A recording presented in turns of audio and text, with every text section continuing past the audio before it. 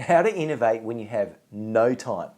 You know, it sucks when you don't have time to work on business growth innovation. But if we don't have a lot of time to innovate, but we need growth, what are we going to do?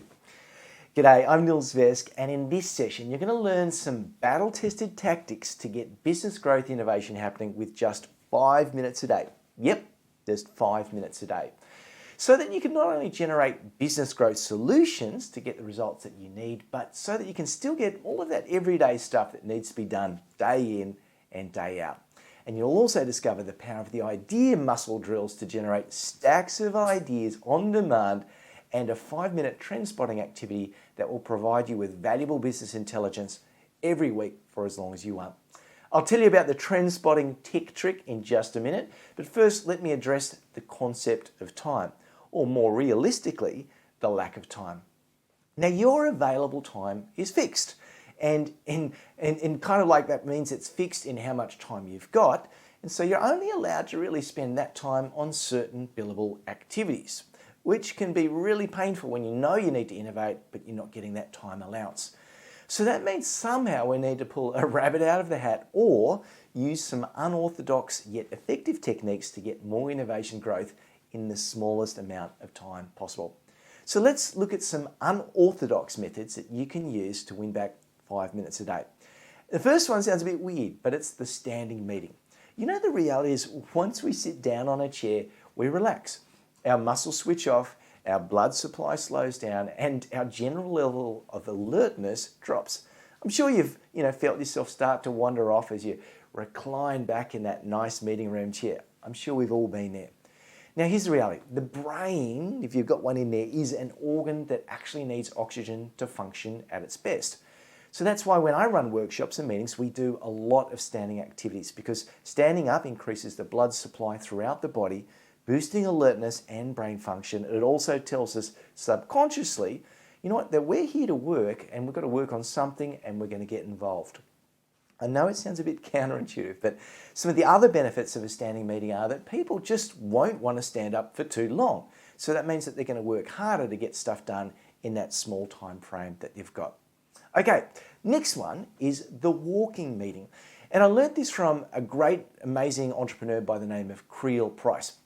He used to be one of my clients, and he sold his company in his early 40s for about an 8-figure sum. An incredible result. And our meetings were often done walking briskly around the CBD. And he was a tall guy, so I'm not small, but it definitely made you work to keep up with him. But what I found was that the solutions didn't disappoint. It was both a cardiovascular win and also a business win because we always came up with good ideas when we did a walking meeting. I know it sounds counterintuitive, but give it a go. Okay, third, let's call it unorthodox ways that you can get back 5 minutes a day is an execution blitz. Now, most meetings create more work for people while actually taking people off the work they were doing, and they should be doing. So by adding or substituting a meeting with an execution session or a real execution focus, we can actually get more stuff done in a shorter amount of time.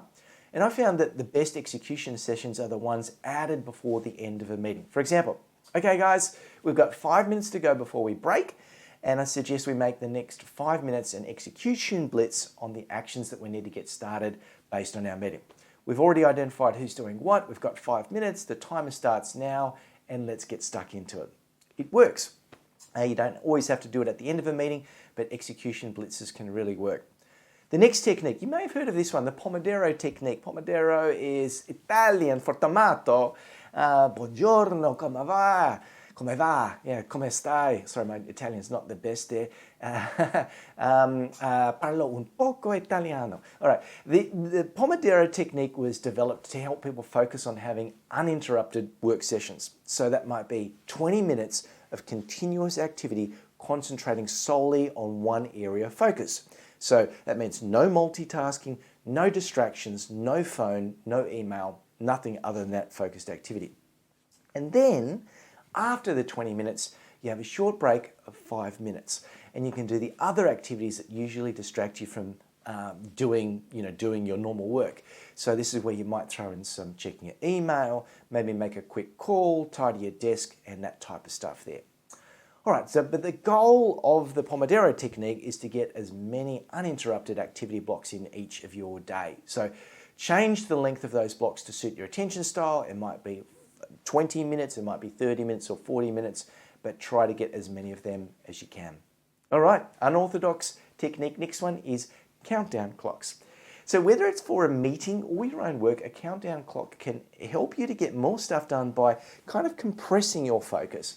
And I really think it enables you just to get more work done. And anecdotally, when we watch our leaders that we work with, they always come back and say, I'm getting more stuff done than ever, thanks to that crappy little tablet that you gave us. All right, so what happens? Procrastinations disappear and you just get more effective. So I encourage clients to use a tablet. You can just as easily use a smartphone or a smart device, some sort of things like that. All right, next one. I learned this one from an awesome buddy of mine, Matt Church, many years ago, and I call it the double your output questions. And he used to say, all right, how can I get twice as much done in half the amount of time? Say that one again.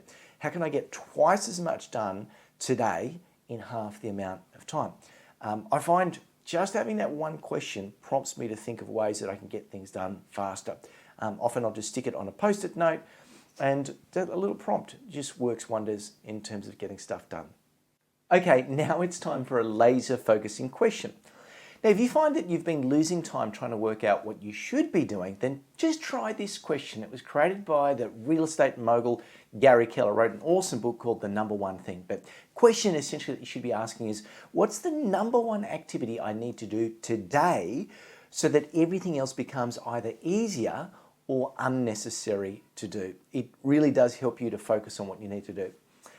Another unorthodox way we can get more things done in less time is to ask others to help. And if we can actually just, it seems obvious, but too few of us ask for help because we're kind of scared of being rejected. And here's the thing, if someone says no, they can't help out, have you really lost anything or have you damaged your reputation? Probably not.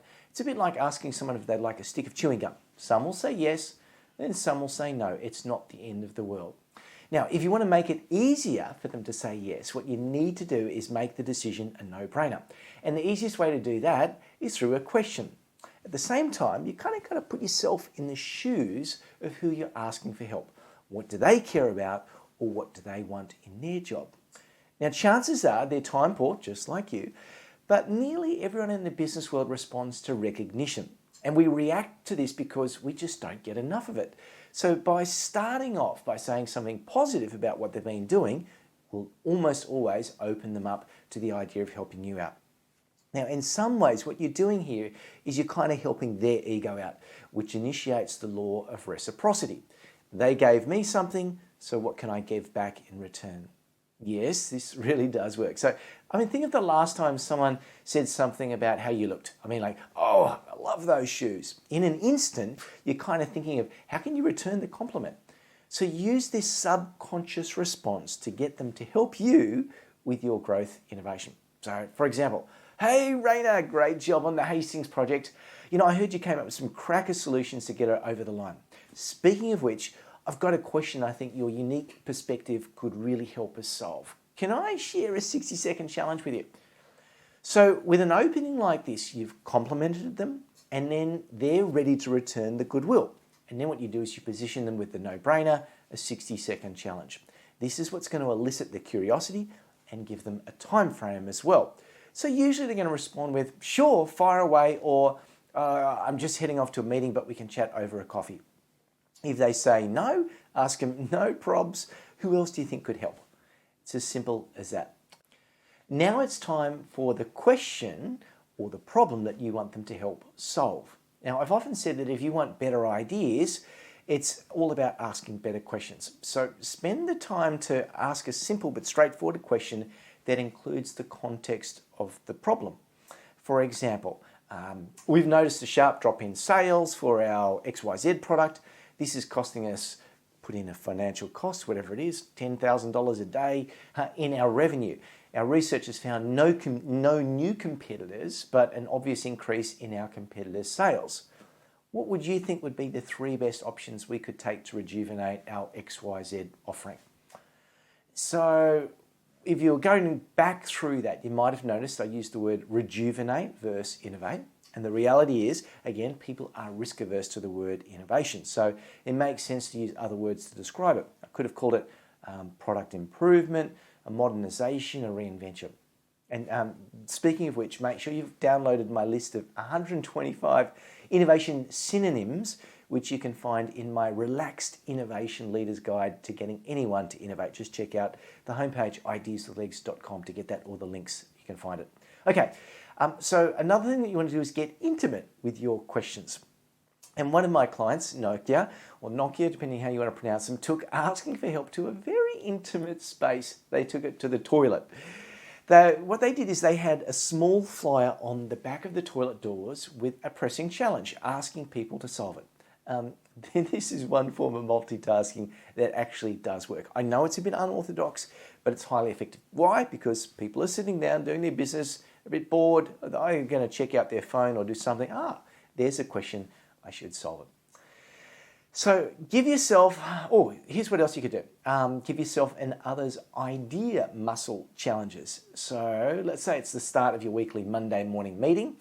Everyone has a pad of Post-it notes in their hand and a pen. Your tablet counter is set for 3 minutes and you instruct them with something like this. Okay, I want you to write 20 minutes in the next 3 minutes to solve our biggest customer pain point for our customer. Your time starts now. Click and get stuck into it. Now, an activity like this with some constraints will create innovative growth solutions. It will also help to develop your team's idea muscle and also that neural flexibility. That's the ability to adapt and think differently for better solutions. Trust me, this is fun and it's also very effective at the same time. It's kind of counterintuitive because the more ideas you have to create forces to generate more ideas than you would typically be capable of. So a challenge that's worth trying is something like 10 ideas in 2 minutes. And yet, if you do something like 20 ideas in 3 minutes, you'll actually get better ideas, more high quality ideas if you do it that way. You kind of need the ordinary ideas out of your head to create the extraordinary ideas. So I really encourage you, again, something like this. Let's call it, you've got 3 minutes to generate 20 ideas for this problem. Okay. What's one more little thing that's probably worth thinking about is an activity that takes less than 5 minutes but can actually generate $1 million results. And it's a trend spotting activity. So what it will do is enable you to get some business intelligence coming into your inbox each and every week. The cool thing is you don't have to fork out a fortune for a trends report, but the simplest thing you can do to make this happen is just to create a Google alert.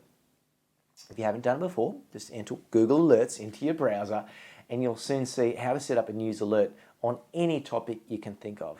They're free and they're easy to set up and you can determine how often you want that information to come through.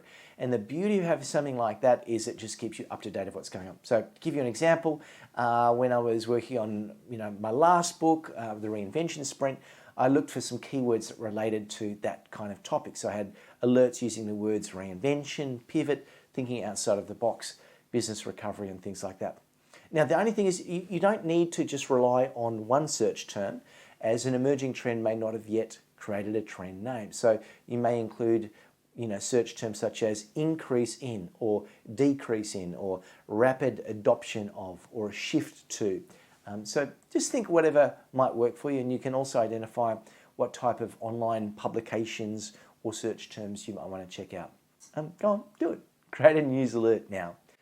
So if you're thinking this is a little bit too much, if you've got a good team with you, you can actually get your team members to help out. So when it comes to this trend searching and trend monitoring things, is just get different team members to monitor other areas or search terms or keywords and schedule a regular catch-up session with the whole team. So you might say, we're going to catch up once a month and everyone's going to come together and share what these emerging trends might be.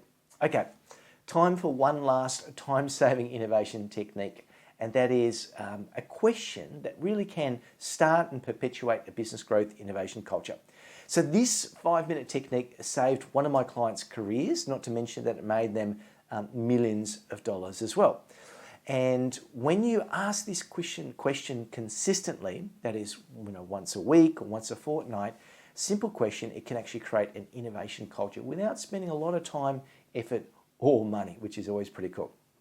So what it is your task when you next have a meeting coming up is to write up one question on the whiteboard at the beginning of the meeting. And it might say something like, what's the most engaging, this is up to you, whichever words you use, most engaging invention, innovation, product or process that you've come across outside of insert what your industry might be and what made it so compelling.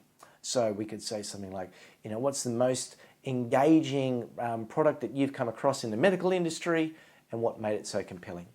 Once the team has shared, ask them, how can we now adapt the best components or attributes to our industry or our organization? So there you have it. Very simple question. I know it seems simple, but try it. It really does work. So that was probably more than a handful, maybe 2 handfuls, a fistful of practical techniques to get your business innovation growth happening in less than 5 minutes a day. Now, if you want more than just a handful of techniques like these, and you want the complete step-by-step instructional flowcharts and videos, please register your interest for our next intake of members into our membership group, the Reinvention Club, thereinventionclub.com. You can find it all about it there. Business growth innovation mentoring is one of those options in our club membership. So that's it from me. Good luck with these techniques and these tools. Please send me a direct message or email with those success stories or challenges if you have any. Once again, if you love this, please subscribe, share it, and hopefully we can find out how you're going with it very soon. Catch you later.